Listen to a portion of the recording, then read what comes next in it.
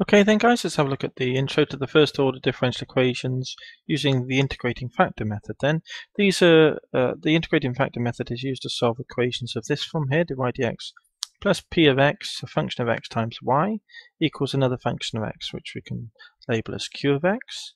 So there are these forms. When you get it in this standard form for integrating factor method, it's just a matter of what we do then is we circle the number of y's, and we label that p, and then we write down the integrating factor, which is here, and that's e to the integral p dx. We work out the integral of p dx, and it's e to that integral, and we multiply through by that. So I've taken this equation here and I've just multiplied it by the integrating factor. Each term is multiplied by that. You can put this anywhere in the term you want, so put it in the middle there, put it on the side there and on the side there. And then when you do that, basically the correspondence that reveals itself is that this left-hand side is none other than the product u. So this part here corresponds to u, so you can simply circle it, and this part corresponds to v. And then you can write down u dv dx. So instead of u dv dx plus v du dx, which is what this corresponds to, that's the whole point of doing it, because that's really the trick, we can replace it by this thing here.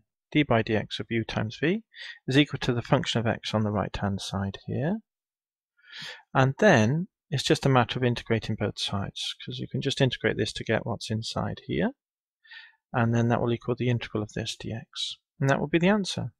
So it's fairly straightforward then. So if I just start the ball rolling by just doing a very simple example, let's do one.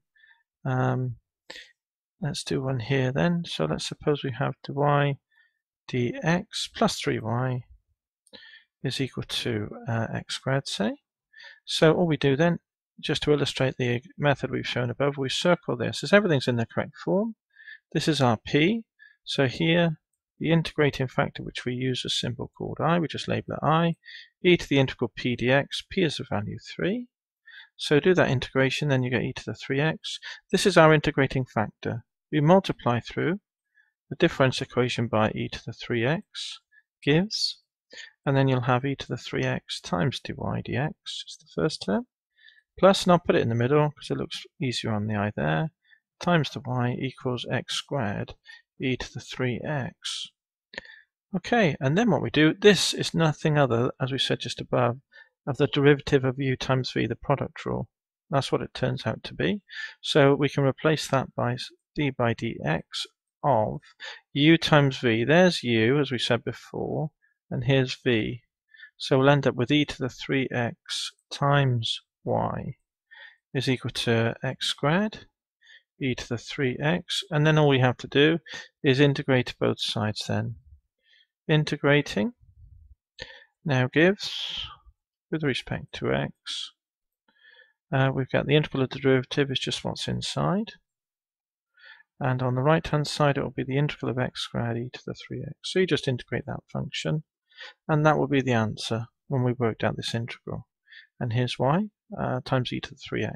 So you can rearrange it as appropriate when you get the final answer in a form that you're happy with.